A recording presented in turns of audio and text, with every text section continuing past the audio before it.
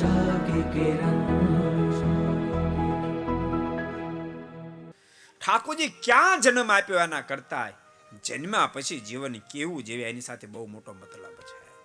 ક્યારેક ક્યારેક ભક્તો શ્રેષ્ઠ જ્ઞાતિમાં જન્મ ઠાકોરજી આપ્યો હા એને પૂર્ણ પ્રતાપે પ્રાપ્ત થયો છે, પણ એનો એટલો બધો અહંકાર હોય, એટલો બધો અહંકાર હોય કે એ અહંકારમાં નો તો પૂજા પાઠ કરે, નો તો મંદિરે જાય, નો તો સત્શાસ્ત્ર વાંચે, નહીં ખાવાનું નહીં પીવાનું. બાપા ગમે એટલી મૂડી મૂકીને ગયા હોય પણ છોકરો એક પાય કમાય નહીં અને ક્લબમાં પહોંચી જાય, સાફ થઈ જાય કે ન થઈ જાય એવી વાત છે. કદાચ ભગવાનના ભક્તો ઉપેક્ષિત જ્ઞાતિમાં જન્મ પ્રાપ્ત થયો એથી કરીને પોતાની જાતને કદી સામાન્ય માનતા નહીં. આ દેહરૂપી ખલકો તો ગમે ત્યાં પ્રગટ થાય, એની સાથે આત્મા કો ક્યાં લેના દેના. આત્માથી આ દેહથી આત્માને કોઈ સંબંધ નથી. માટે ભગવાનના ભક્તો બધાને કહું છું, ગમે તે જ્ઞાતિમાં જન્મ મળ્યો હોય ભગવાન ભજ્યો, સંસ્કારયુક્ત જીવન જીવજો, જીવવાની મજા આવશે. અને જેને જીવવાની મજા આવે ને એને જ ખાલી જગ્યા પૂરો. હાલો જય સ્વામિનારાયણ.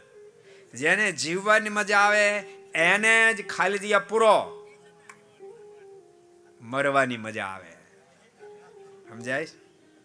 આખી જિંદગી નથી ભજન કર્યું, આખી જિંદગી ક્યારે સદાચારયુક્ત જીવન નથી જીવ્યો, પોતાના હાથે કોઈ સારું કામ નથી કર્યું, ક્યારે જિંદગીમાં કોઈને આંખનો આંસુ નથી લૂછ્યું, ક્યારે કોઈને આતડી ઠારી નથી, એને વળી શું થઈ જવાનું કે ઓચિંતા એના જીવનું રૂડું થઈ જાય?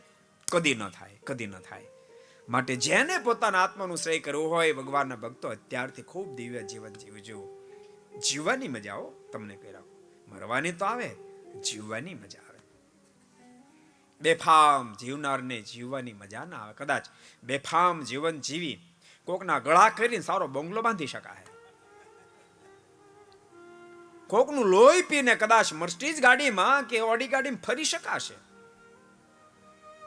બંગલામાં ટાઢું હશે, એસી સેન્ટર ગોઠવ્યું હશે, ગાડીમાં ઠંડુ હશે, કદાચ ઠંડા પીણા તમે નિત્ય પીતા છો, ટાઢું ખાતા છો, આઈસ્ક્રીમ શ્રીખંડ, એટલે ઉપરથી બધું ટાઢું હશે, પણ બેફામ બની જીવન જીવ્યા હશો ને તો બાપ અંદર હીટર સળગશે, અંદર ટાઢક નહીં વળે.